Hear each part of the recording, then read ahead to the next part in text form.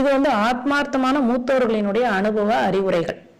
உன்னை வாழ்த்த மனமில்லாதவர்கள் இருப்பார்கள், அவர்களை பற்றி கவலைப்படாதே. நீ எதை செய்தாலும் அதில் ஒரு குறையை கண்டுபிடிக்கக்கூடிய மனிதர்களும் இருந்து கொண்டுதான் இருப்பார்கள். அதையும் பெரிது பண்ணாதே. உன் லட்சியம் எதுவோ அதை நோக்கி பயணம் போ. ஒன்றை மட்டும் தெரிந்து கொள், ஒவ்வொரு மனிதனும் தனித்தனி ஜென்மங்கள், தனித்தனி பிறவிகள், தனித்தனி ஆன்மாக்கள். அவர்களுக்கென்று தனித்தனி ஆசா பாசங்கள் இருக்கும், குணங்களும் இருக்கும்.